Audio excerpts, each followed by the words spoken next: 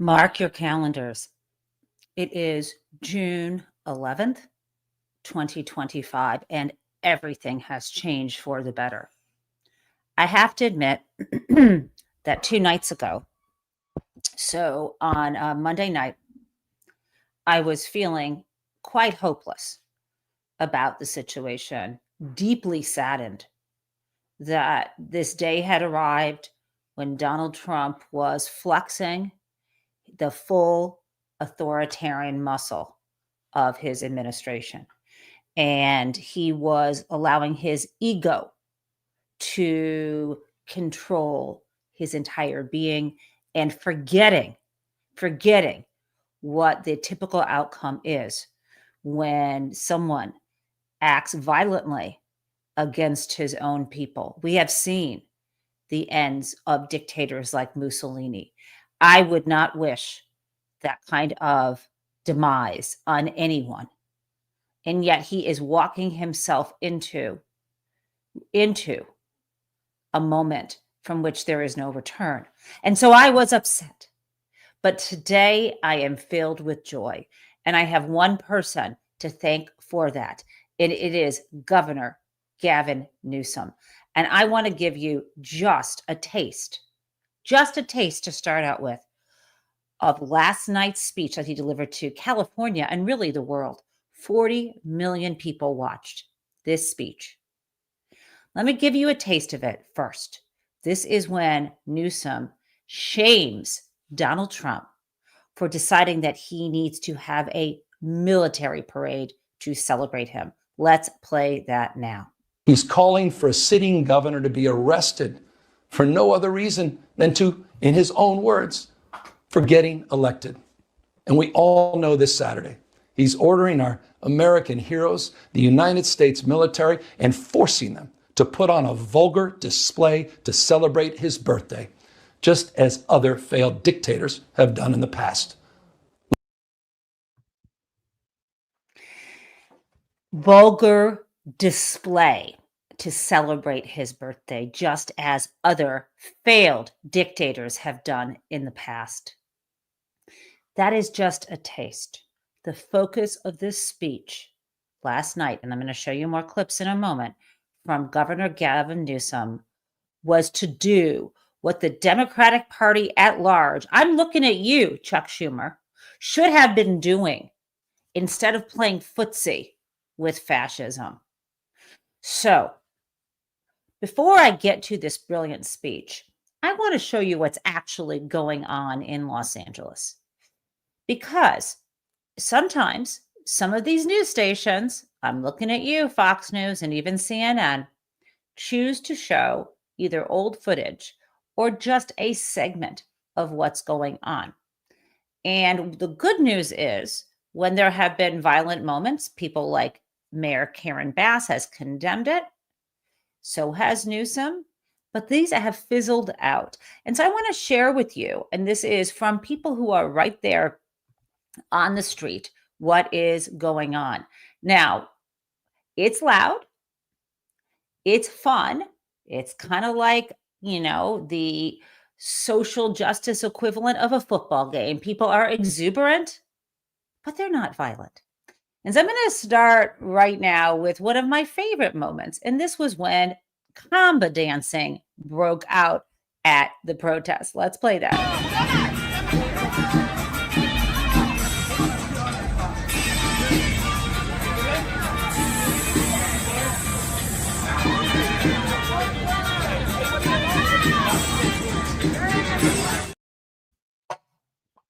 Amazing. Comba dancing at the protest. So that doesn't look very violent. Let me give you another clip.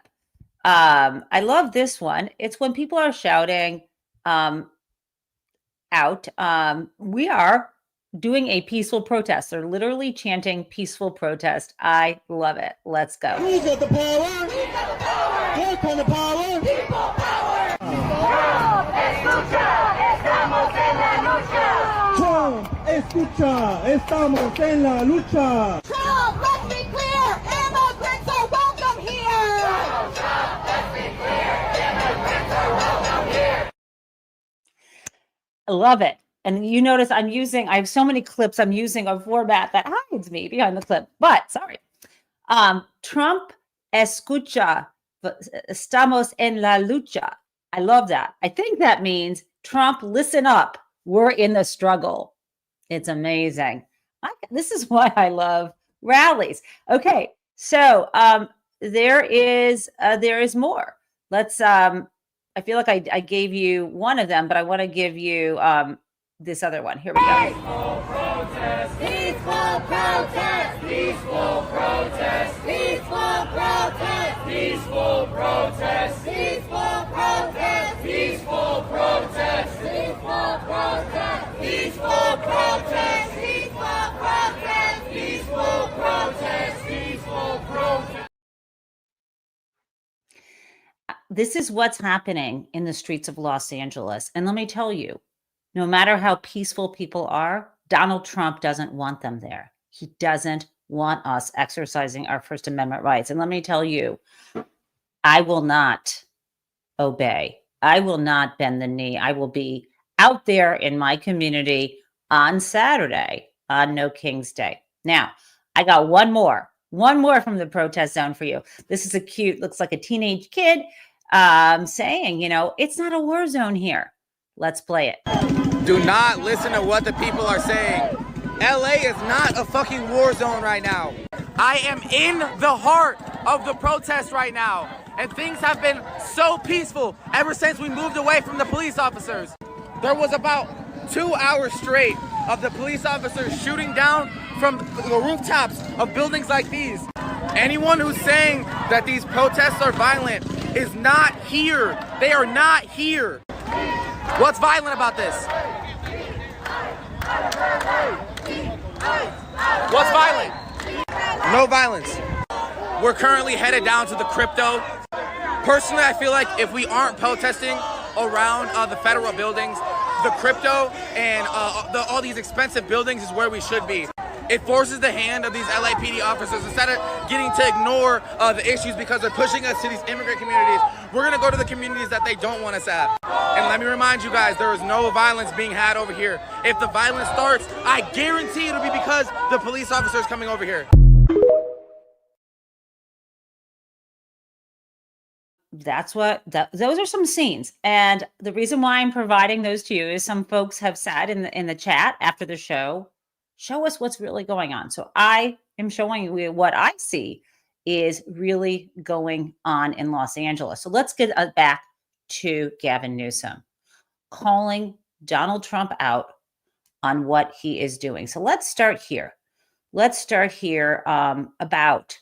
this is, so you're going to see different clips. This is about Donald Trump escalating by sending in the National Guard and the Marines when they weren't needed, escalating, throwing flames on a volatile situation. And what you're going to notice is the format here is directly from the live stream that Newsom did. I've got some other clips where you hear him talking. You still see him talking. We've got CNN on the side, just different clips that I have pulled. Here we go. And the majority of Angelenos who protested peacefully, the situation was winding down and was concentrated in just a few square blocks downtown. But that's not what Donald Trump wanted. He again chose escalation. He chose more force. He chose theatrics over public safety. He federalized another 2,000 Guard members. He deployed more than 700 active U.S. Marines. These are the men and women trained for foreign combat, not domestic law enforcement. We honor their service. We honor their bravery. But we do not want our streets militarized by our own armed forces, not in LA, not in California, not anywhere. Exactly. Did you hear him that we don't want our streets militarized by our armed forces, not in LA, not in California, not anywhere? What I want you to know, I'm sorry to tell you, is that is the plan. It is not just Los Angeles. As I said yesterday, although I'm feeling better about it today for reasons that I'm going to continue to explain, it's not just Los Angeles. The plan is every city. He's trying to normalize this. Let me share that with you. 1 second. I'm sorry. I'm going to share that with you right now. I'm going to do a little bit of a better job sharing that. Here we go. Give me a second. Okay. Let's play it. Breaking just moments ago, NBC News reporting that ICE is preparing to deploy tactical units known as special response teams to 5 Democratic-run cities. Those cities, Seattle, Chicago, Philadelphia, Northern Virginia, and New York. It's not clear if these raids will begin immediately, but all special response teams in those areas have been told to be ready to deploy. So it is shocking. First, that they're planning to deploy tactical agents to so-called blue cities. It's also shocking that Northern Virginia is now a city, but I think I know what she means by that. Why? What is going on right now is pretextual. They're saying they need these teams there to keep the peace because the city can't handle violence. Really, what is going on, because we heard news yesterday from Pete Hegseth, or as I refer to him, Pete Kegsbreath, are nominally qualified, or nominal, I mean, he's not qualified, Secretary of Defense, is they're planning to keep the troops, and I don't know if that means the Federalized National Guard or the Marines also, but they're planning to keep federal troops in LA for 60 days. That's what I heard yesterday. I don't know if that's changed. 60 days, normalizing this. Now, supposedly what they're doing, and, I know there's, as you know, there's lawsuits to try to get them out. What Newsom, I think, is saying now in his lawsuits, if I've got it correctly, is they're saying these federal, I guess there's a couple different things. There's what these folks can be doing, and, in light of the fact that putting them on the streets is a violation of law. The narrow circumstances I think California is arguing they can be doing is being at federal buildings on federal property, or protecting federal buildings, or being somehow assisting federal law enforcement, such as ICE. So what we are seeing in photos is we're seeing the National Guard that's been federalized with guns accompanying. Now, I don't know if their guns are rubber bullets or not. I know the Marines will probably have live ammunition, but they are accompanying. We are seeing federal militarized police, whether it is the National Guard or soon the Marines, will be accompanying ICE officers as they go to snatch people off the streets. That is the plan. And so that is why they're going to be in our cities. This is to fulfill the toxic, racist, unlawful, cruel process that they are undergoing, that they are engaging in now to, I don't know, make America white again. And by that, I mean controlled.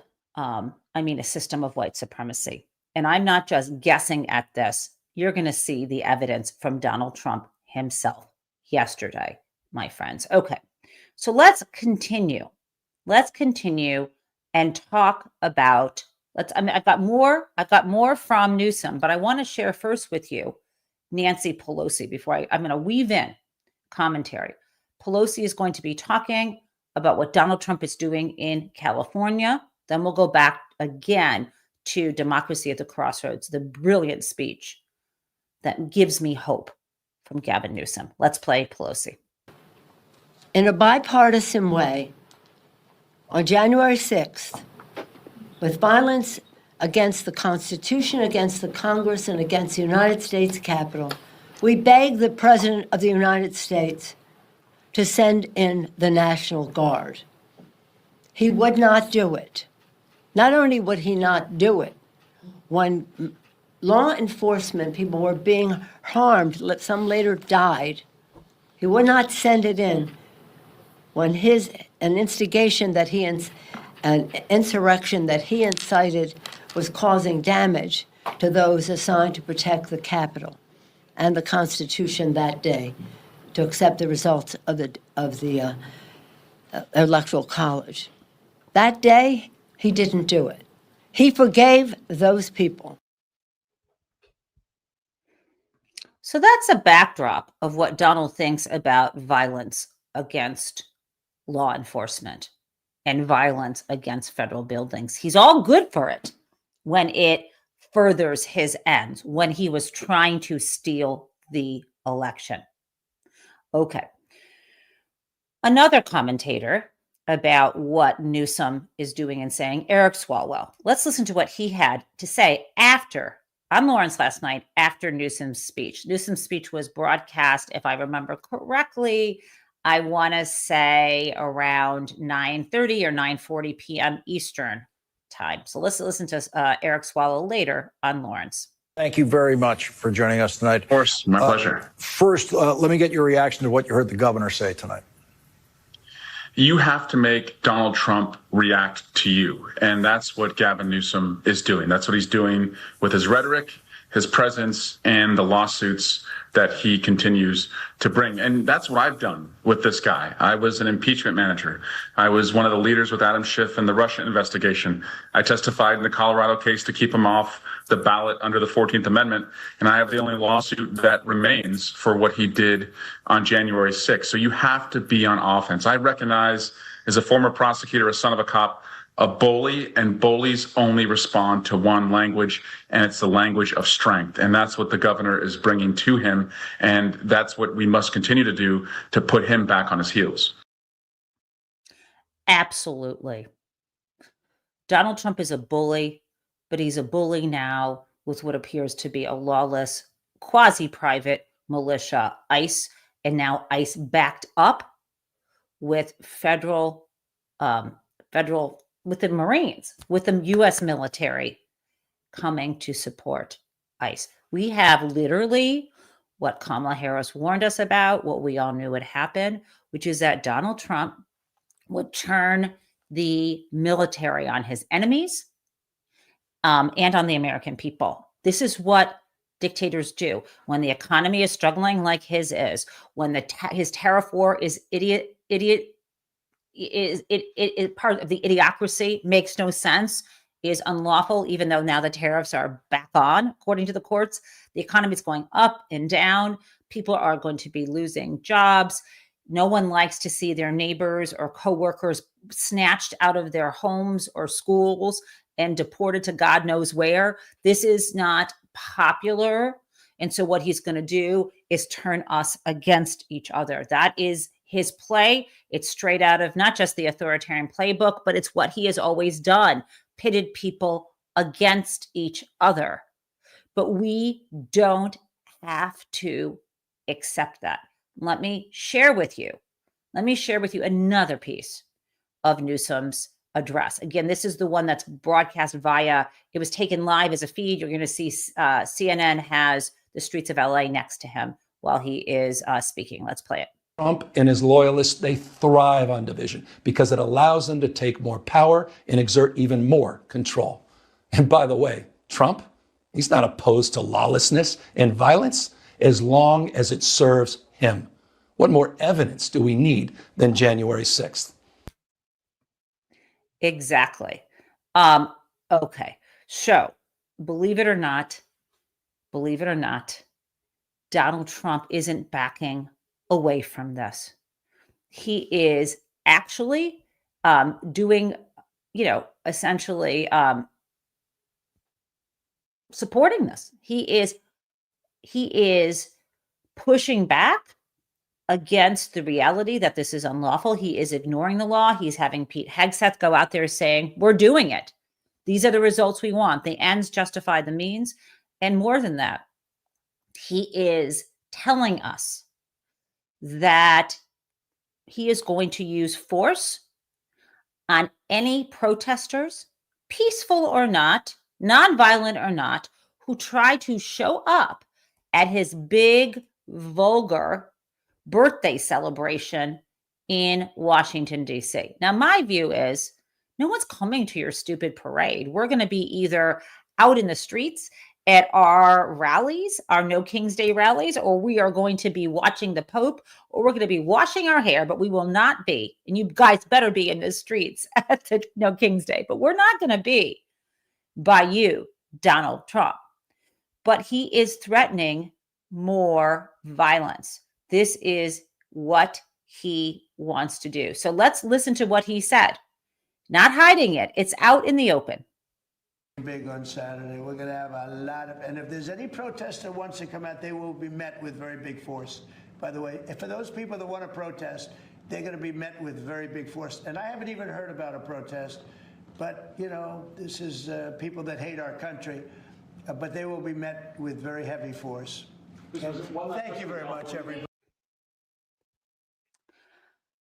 Okay, number one, again, he very simplifies black and white. People who protest hate our country. No, we actually love our country. We love our Constitution. We hate fascism, Donald Trump. Secondly, he does not distinguish between any kind of peaceful protest and violence. He does not want protest. It hurts his feelings, his fifis. He needs to be celebrated at all times. Now, it gets worse, my friends, okay? But remember, I'm sharing this with you because I think we stand a chance, like a big flipping chance. Gavin Newsom has created the focus for Donald Trump. Since he's focused on Newsom, he hates him. He hates California. California is a giant economy. It's very successful.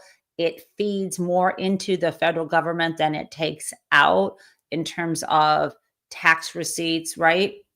Newsom is taller than Donald Trump, which actually matters to him. He is more attractive in a telegenic sense than Donald Trump. He still has his own hair. All of this shallow shit that shouldn't matter, but matters to someone really basic and authoritarian like Donald Trump. So I've got some clips from Donald yesterday. He was, if you can believe it, addressing the troops at Camp Pendleton.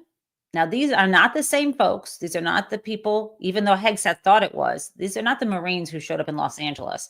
The Marines who showed up in LA were from California. But anyway, let's look here at Camp Pendleton and what Donald Trump was doing there. I'm sorry. The Camp Pendleton is from Oceanside, California, but this is not the same place. I apologize, where I think it was like 17 Palms or 13 Palms, some other place is where that was closer by is where the Marines were coming from. I want you to see Donald Trump addressing these cadets at Camp Pendleton and how inappropriate what he is saying is, calling Gavin Newsom names. He also said that Mayor Karen Bass was not qualified or incompetent, all of this, all these dog whistles. Let's listen. Because you work together as a team, and we're including in that and across the board. Now, you don't have to take this if you don't want. You could be great patriots, say, I don't want to raise. I will not accept it. Let it go back into our country. Let's give it to Gavin Newsom so he can waste it in Los Angeles. No, we don't want to do that, but we're giving you across the board raise for every single service member in the U.S. Armed Forces. So here he is telling them they're getting a raise. They don't have to take it if they don't want. They can give it to Gavin Newsom. Okay, totally gratuitous. Doesn't even make sense that it had to fit in there. He just wanted to condemn the governor of the state where they live, their governor, calling him a name. It gets worse. So if you don't think this is about trying to reignite a type of civil war, if you don't think everything Donald Trump is doing with immigration is about white supremacy, take a listen to this. Again, this is part of his address at Camp Pendleton. Are also going to be I'm sorry. The names to. This is, I said it's Camp Pendleton. I keep saying that, but it's actually Fort Bragg, North Carolina. I apologize. I'm getting confused and I was blaming Pete Hegseth for getting confused. They're not Camp Pendleton, which is Oceanside, California. The Marines that came in to LA were from something number of Palms, a different place. Sorry. And he is addressing people in Fort Bragg, North Carolina. Okay, so let's continue. This is Again, equally inappropriate, regardless of which troops he is addressing. Let's play it. Breaking news, we are also going to be restoring the names to Fort Pickett, Fort Hood, Fort Gordon, Fort Rucker, Fort Polk, Fort A.P. Hill, and Fort Robert E. Lee. We won a lot of battles out of those forts. It's no time to change. And I'm superstitious, you know, I like to keep it going, right? I'm almost speechless because this is happening right out in the open. Right out in the open. He's restoring Confederate soldiers' names to military bases. It's not because he's superstitious.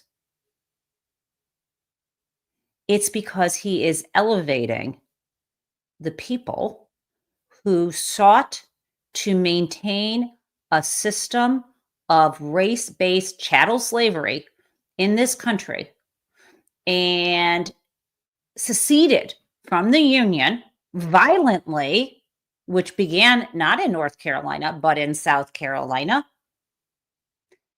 And he is uplifting the memory and the quote unquote honor of the Confederacy.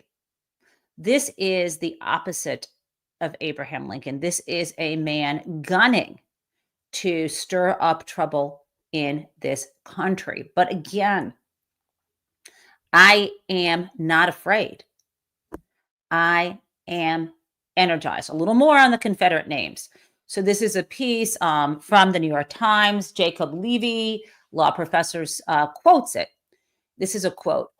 Trump declares intention to openly break congressionally enacted valid law in order to honor white supremacy.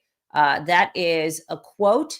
I don't know who he's quoting from the article. Obviously, it's not the reporter. So this is the article. Trump says Army bases will revert to Confederate names. The move would reverse a years-long effort to remove names and symbols honoring the Confederacy from the military. This is an insult to every person of color, anyone who is Jewish or Muslim who serves in the military. This is elevating white Christian nationalism and racism and the willingness to attack and condemn the northern states. That's what, and essentially, we're not, I mean, if you look at the Confederate map, it's not one-to-one, but where the states that seceded, for the large part, not all of them tend to be red states and tend to be led by Republican governors. And again, not one-to-one, but the states that were part of the Union tend to be lean Democratic. And I'm saying tend to because it's not one-to-one correspondence. And Donald Trump is trying to stir that up. Now, again, I feel energized, not depressed, because it's all out in the open. It's all out in the open now. And some journalists are actually noticing what's going on. I want to share this with you. This is from CNN, where one of Donald Trump's pretty young girls, young women, who they give scripts to read, but not a lot of information, and put them in the firing line, is trying to answer questions about whether the order to federalize these National Guard in California troops was lawful. We know it wasn't. We've gone through why it wasn't. I'm not going to do that for a third day in a row. So let's listen to what she has to say. Again, Section 12406 says that orders for these purposes shall be issued through the governors of the states. Were these orders issued through Governor Gavin Newsom? They're issued by the President of the United States, who saw that our ICE enforcement officers, that our law enforcement were being pummeled by rocks. They were being attacked, Molotov cocktails being thrown at them. American cities, Los Angeles, citizens being put at risk. That's real leadership to actually put more resources on the ground to make sure that things don't spiral farther out of control and no lives are lost. All right, Tricia McLaughlin, The answer to that question was no. And he should have been tougher on her. The answer was no. This was lawless. But at least he pointed that out. Now, I've got more. Right from the horse's mouth, Pete Kegsbreath being grilled by Congress. Let's play it. 10 USC, we're proud to do it. 10 USC of the U.S. Code 12406 as a legal basis that the president used cites 3 examples and circumstances for the Guard: invasion by a foreign nation, rebellion or dangerous rebellion against the authority of the government of the United States, or the president is unable with regular forces to execute the laws of the United States. Which authority is triggered here to justify the use? I don't know. You just read it yourself, and people can listen themselves, but it sounds like all 3 to me. If you've got millions of illegals and you don't know where they're coming from, they're waving flags from foreign countries and assaulting police officers and law enforcement officers, that's the problem. The laws of the United States? No, the governor of California is unable to execute the laws of the United States. The president, you said all the 3 governor apply. of the California has failed to protect his people, along with the mayor of Los Angeles, and so President Trump has said he will protect our agents, and our Guard and Marines are proud to do it. The law also says, Mr. The law also says, what he was about to say, is that even if one of those 3 circumstances are met, you still need the governor of the state's approval. I want to play that for you again, because this is the same statute we keep talking about day after day. I want you to listen to the question.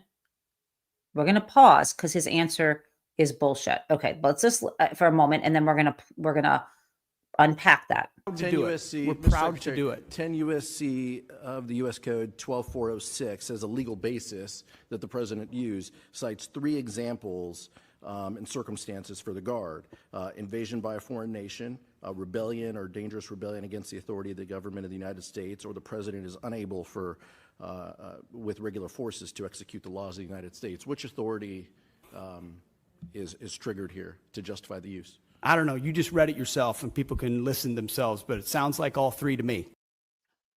Okay. I don't know. You guys can figure it out for yourself, but it sounds like all 3 to me. Really? We're talking about the use of military force against civilians on the streets of the United States, and you don't know what legal authority you have for this order. You are the Secretary of Defense. These are your military when it comes to the Marines, and you should be advising the president when he federalizes these forces, and you don't know because you don't fucking care. This should be front page news. Where is Jake Tapper now? Trying to sell his book about how Biden was old when we knew he was old? Okay, let's continue. Then I'm going to show you the statute, because after all these days, 3 days in a row, I think you deserve to see it yourself as well. Let's continue. If you've got millions of illegals and you don't know where they're coming from, they're waving flags from foreign countries and assaulting police officers and law enforcement officers, that's the problem. The laws of the United States? No, the governor of California is. Okay, let's look at that statute. And then I'm going to continue on this path. We've got more than just what's going on in California too. But I got more to share with you about how Gavin Newsom is the bomb. Okay, let us share this screen. Okay, this is the statute that we have all been talking about, and some of it's highlighted here. So this is 10 USC 12406. So it's Title 10 of the U.S. Code, Section 12406. The title is National Guard and Federal Service. Okay, so we've got 3 circumstances, my friends, okay? And by the way, I am going to throw this into the chat. And sorry if I'm not minding the chat as much as I usually do, but I got a lot of clips going on here, you guys. Okay, so here we go. It says whenever, okay? This is how you read a statute, whenever. So one of these 3 circumstances, I want you to look before we actually read the circumstances and note how this is structured grammatically. We have number 1, circumstance 1, and then a semicolon. Circumstance 2, semicolon and or, and circumstance 3, semicolon, with how this can be done, right? So notice that any of these, you don't have to have all 3. So, and also notice that what happens next, there wasn't a period after the third circumstance, but there was the qualifier. So let's start. Whenever, 1, the United States or any of the commonwealths or possessions is invaded or is in danger of invasion by a foreign nation. Pete Kegsbreath just said all 3. What foreign nation, my friends, has invaded the United States? None. And they're not saying a foreign nation has invaded us or that we are in danger. So let's cross that off. Okay, let's go to 2. There is a rebellion or danger of a rebellion against the authority of the government with a capital G of the United States. Okay. I'm not seeing a rebellion against the government of the United States. In fact, the other day, Donald Trump said it wasn't an insurrection, so can't really be. He doesn't think it is. There's no rebellion. It doesn't seem like there's a danger of a rebellion. If there had been a danger of a rebellion, you know when it was, January 6th, 2021, and Donald Trump didn't even send in the National Guard.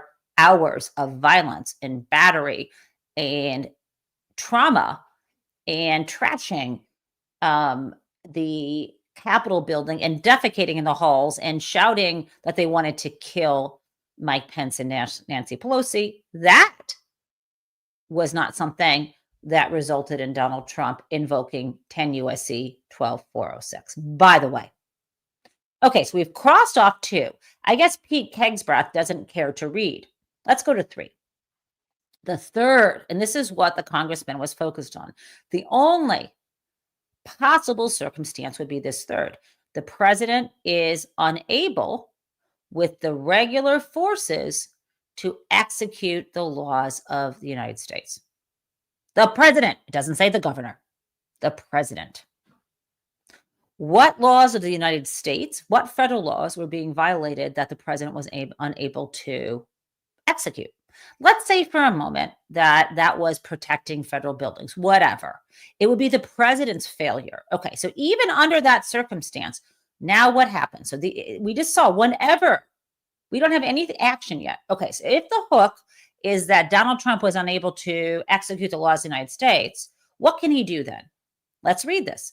Under that circumstance, the president may call into federal service members and units of the National Guard of any state in such numbers as he considers necessary to repel the invasion, suppress the rebellion, or execute those laws, right? So in this case, it would be he could call into federal service units of the National Guard to execute the laws that he is unable to do on his own. So maybe he's talking about executing the immigration laws. I don't know. That's what Hegseth is saying. Now, that's not all. There's a condition.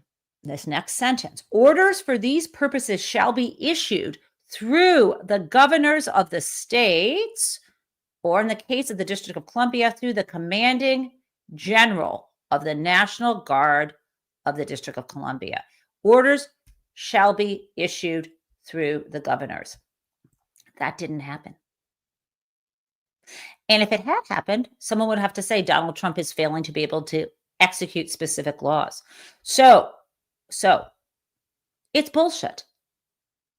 We have the Secretary of Defense having and the President of the United States, no legal authority to federalize these troops, the National Guard, or even send in the Marines. This is the statute that they're pointing to.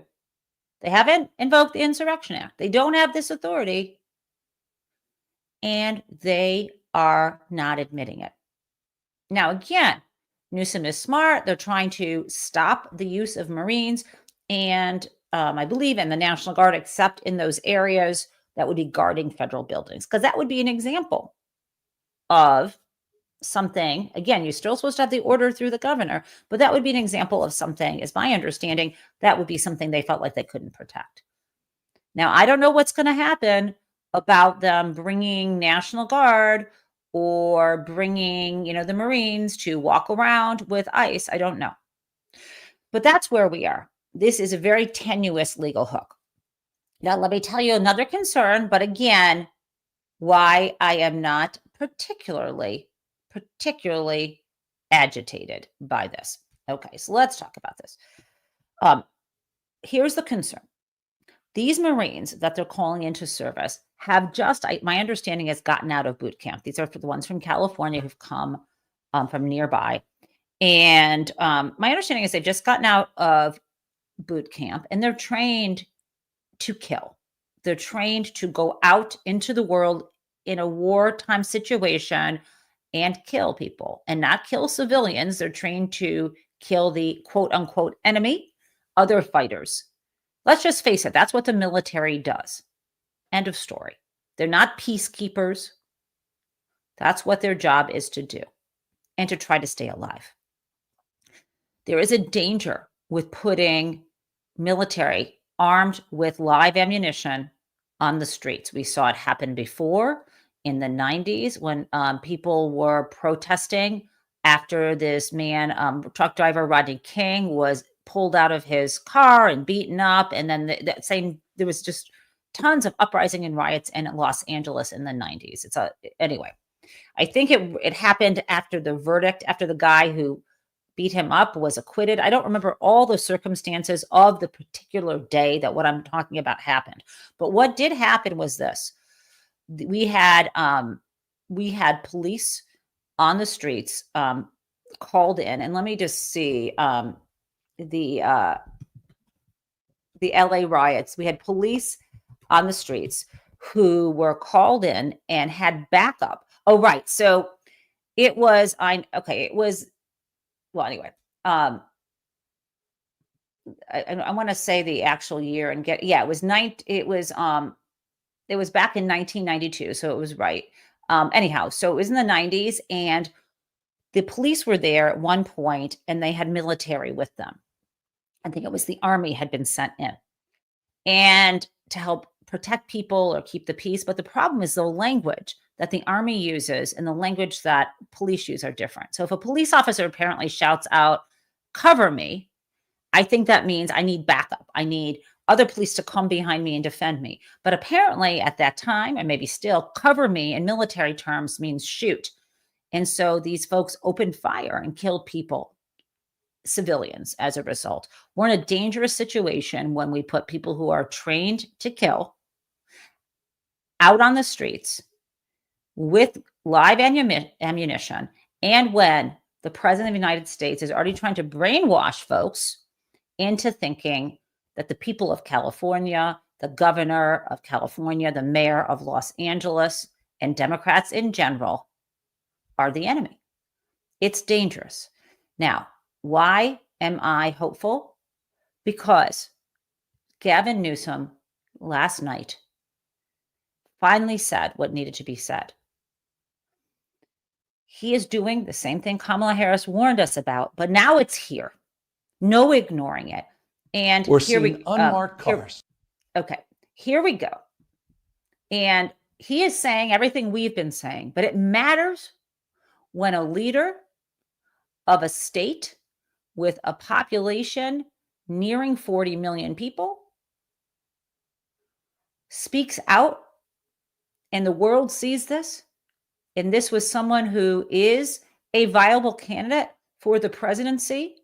He is the anti-Trump. And I know people have issues with him. He is not perfect. None of us are perfect.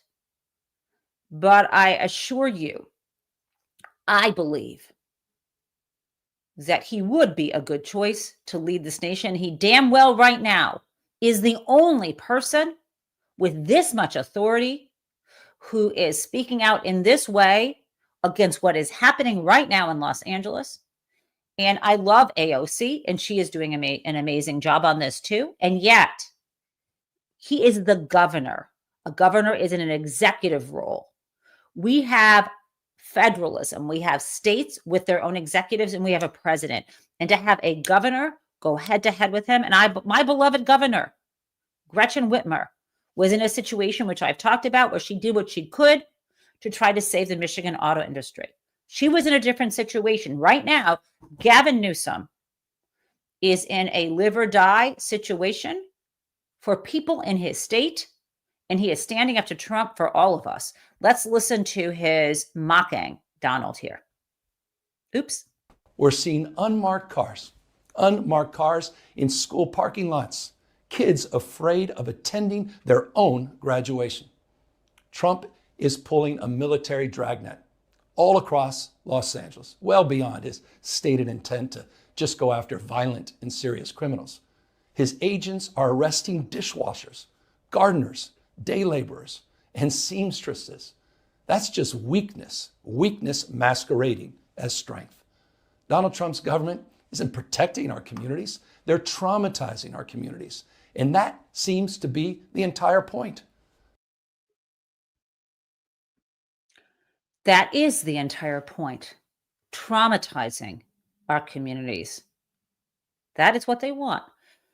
It's unbelievable how much hatred of brown people, how much hatred there is of immigrants, whether they are here lawfully or not. There is a blanket condemnation. Stephen Miller, what he is writing now on his social media posts, this guy is suggesting that anyone who lives there in Los Angeles, who he doesn't recognize, who is not someone like he grew up with, is a killer or a cartel member or a terrible person. And we know that is not true.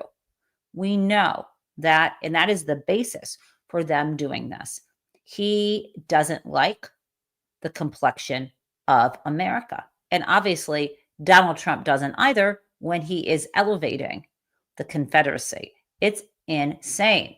Now, I have got some more for you. Something else that Newsom said that I think is utterly brilliant here. And then we're going to get onto some other stuff happening before we get to Crazy Town. Here we go. He was appointed by the president, and he does represent the U.S. government in Israel. So is a two-state solution a goal of the U.S. State Department currently? You know, I'm not going to. I'm sorry. That was not the clip that I wanted to share with you. What I wanted to tell you is when Newsom said, we don't have the rule of law. We have the rule of Don. Great. Now, let's go on to the next topics.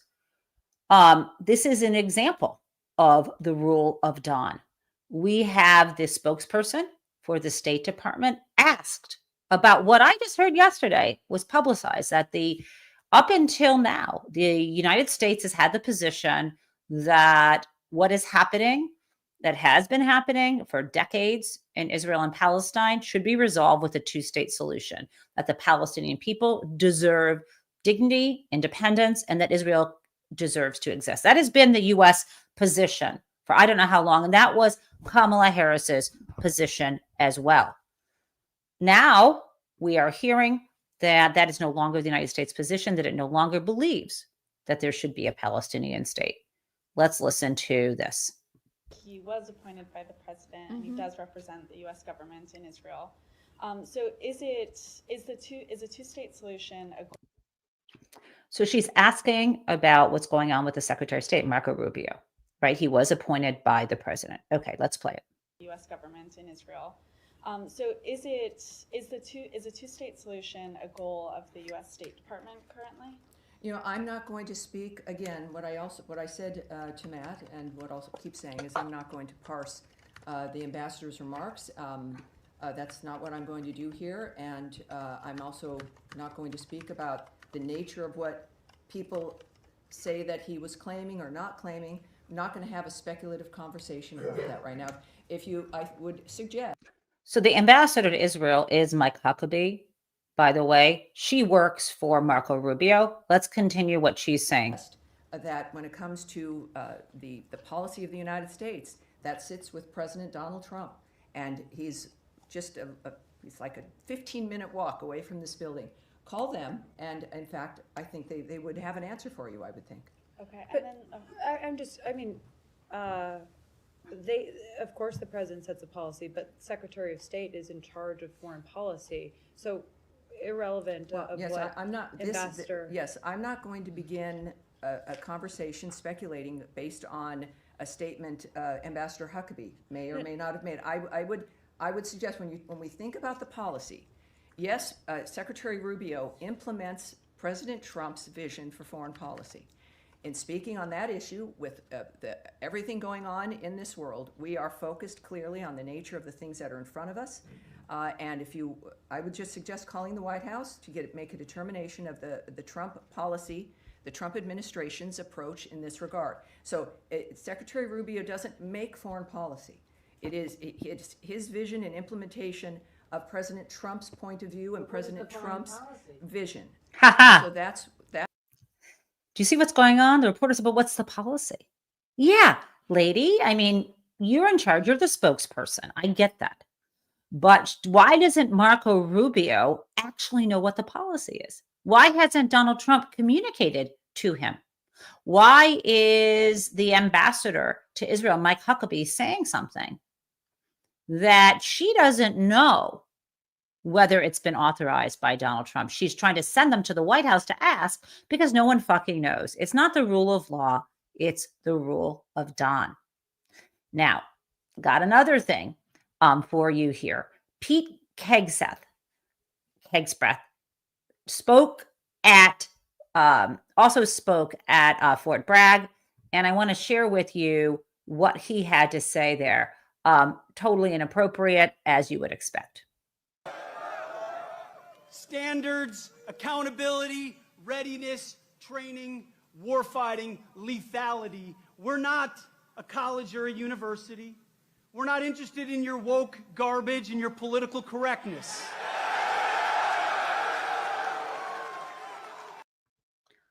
Wow. This is the same rally where Donald Trump announced that he was reinstating the Confederate names to those bases. And he's calling diversity, equity, inclusion woke garbage. Guys, it's staring right at us. It is staring right at us, just like the Christian nationalist writing, just like his tattoos, what he wants to do with the military. It's right here, right in front of us. But again, why am I confident that we get through this?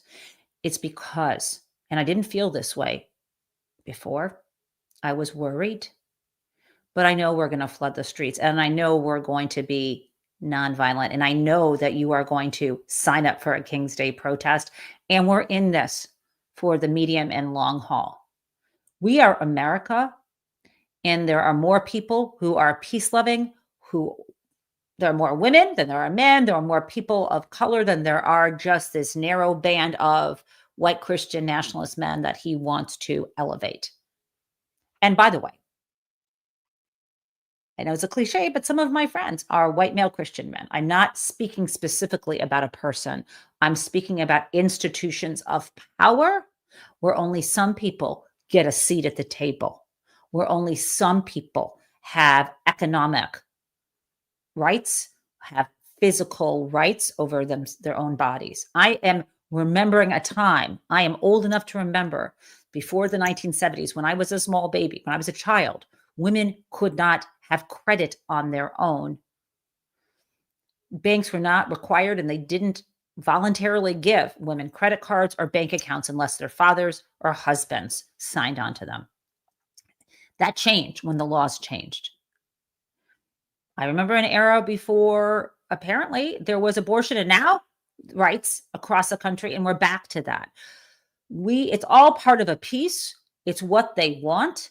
It doesn't matter if you think someone is individually racist or not. They are promoting, anyone who supports Trump and the Republican Party right now is promoting a system of white male Christian supremacy. That is what they are telling us they're doing. And I believe in equal opportunity. I believe in diversity, equity, inclusion, and so do you. And those aren't bad words. And they are going too far. They are not going to get through this. Now, do I worry that Donald Trump's people might open fire on the public in DC? Yeah. And he better fucking not do that. Because everything he's doing, including putting troops into cities, trying to normalize that, isn't going to fly in America. Trust me. We will resist. We will fight with our feet and our words to keep this democracy. This wannabe dictator, this sad, weak, stupid man, this weakness masquerading as strength will not get through this intact. There's not going to be a Trump dynasty. Trump will go down in flames as a pathetic wannabe strongman dictator. And America, we the people, will celebrate in the streets. I cannot wait for that day. We are a young nation. We are about to face just our 250th year next summer. We deserve to be independent from a lawless dictator, period. I am convinced that we can do this. Now, I was going to share with you some other stuff. I'm going to save it for tomorrow. There was Dick Durbin talking about cancer funding. There was Pat grilling the new head of infectious disease control, grilling him about why they were cutting cancer funding, grilling him about why there were other medical research cuts. We can talk about that tomorrow. Today is the day to say, like I began, mark your calendar. It's June 11th, 2025, and the world changed. We have Gavin Newsom setting the pace. We don't need these vulgar displays. I'm going to play that one more time for you before I get to Crazy Town, because I love hearing it. This is weakness displayed as strength. This is utter vulgarity. Let's call it out, Gavin. He's calling for a sitting governor to be arrested for no other reason than to, in his own words, for getting elected. And we all know this Saturday, he's ordering our American heroes, the United States military, and forcing them to put on a vulgar display to celebrate his birthday, just as other failed dictators have done in the past. So they hate Newsom. And the thing about a fight, remember, just last Friday, not even like 10 days ago, the big fight was between Elon and Donald. Now the fight we're watching is between Newsom and Trump. And this is the real deal. And when people are fighting, others will stop and watch. And while people are watching, we need to talk about what this is about, who Gavin represents versus what Donald Trump represents. Donald Trump represents himself, maintaining his power and giving people who look like him and act like him similar authority. And so now it is time for Crazy Town. Here we go, my friends.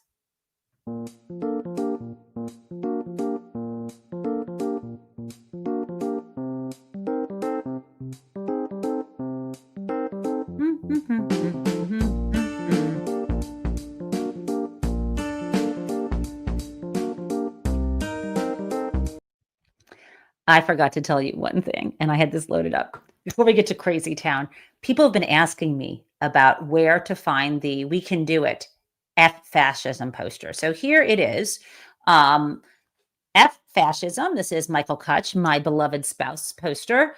And I have a link to it. If you go to this page on YouTube, don't leave right now, but on the post section on YouTube, you can find this. And after the show, I will post it in the comments. Deb might be also able to post it herself over from the YouTube site. But if you go to the chat area right here on my YouTube site, you will see a link where you can download this size. This is the 18 by 24. You can send this PDF to a local print shop. They will print it. Or there is a smaller 8.5 by 11 one that you can also use. Okay, Back to Crazy Town.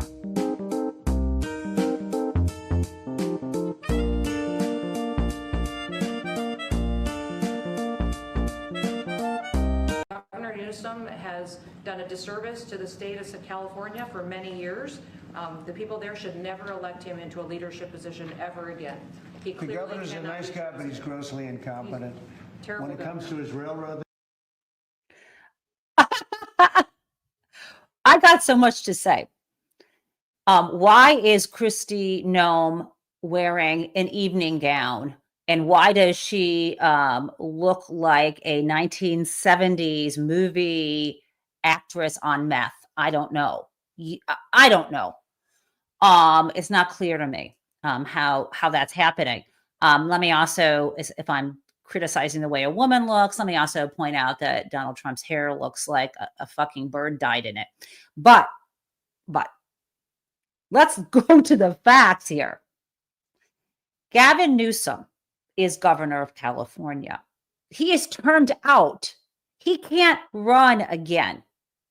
He can't run again. And then Donald Trump jumping in with, oh, he's a nice guy, but he's incompetent. Look at his railroad. Is he going to promise again that I can fly into Los Angeles for just $2 because I fucking love that deal?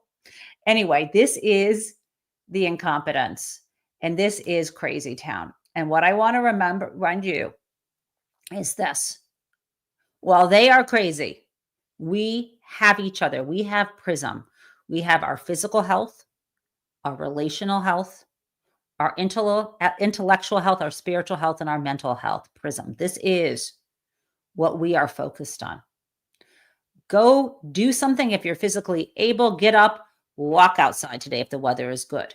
If you are more housebound, get some physical therapy exercises, move your ankles, get up and down out of bed, do something. Push yourself a little more. Again, going for a walk, it's good for your physical health. It's actually good for your mental health. What about relational health? Is there an old friend you haven't spoken to in a long time? Send them a text, reach out to them. Is there someone living right with you where you could find a way to bridge some differences? That would help. Also, boundaries. Is there someone who's toxic and it's just time to set a boundary? Go ahead and do that. What about intellectual health? Find a movie, find a book on tape. I'm not saying you got to do all this in one day, but enrich your thought process. Spiritual health, for some people, that means religion. For some people, that means yoga, which is part of religion. For others, it just means finding your center, powering down the thoughts of the day and the fight that we are in, and taking a moment to be at one with yourself, with the universe, or with whatever faith or religious community is important to you. And I think mental health is the hardest. When we speak, I mean, I know these things can be integrated and maybe false categorizations, but for me, mental health is about feeling right, feeling balanced, feeling responsive, but not reactive, knowing when something is pushing your buttons, being honest with yourself about your feelings as opposed to pushing them down. Mental health isn't, I'm fine, saying that. Mental health is, and also isn't telling everyone, like everyone around you, how you're doing, expecting the public to do your therapy. Mental health is doing the work, whether it's with a professional therapist, if you have health insurance, or with a trusted friend or family member, working together to figure out how to be right in the world, how to know if you're scared or angry. I sound like the Schoolhouse Rock, all the emotions. But if you're frightened, if you're mad, if you're scared, and recognizing that and working through what's happening to you and not pushing it down. We need everyone, all of us prison mates, to feel good and to feel strong. And mugs are coming soon, I promise you. And with that, I wish you a beautiful June 11th, where the world changed. We've got this, you guys. Find a rally, print a poster, whether Michael's or another one, or make your own on a cardboard box. I cannot wait until Saturday, until No King's Day. Mwah. I'll see you in the morning.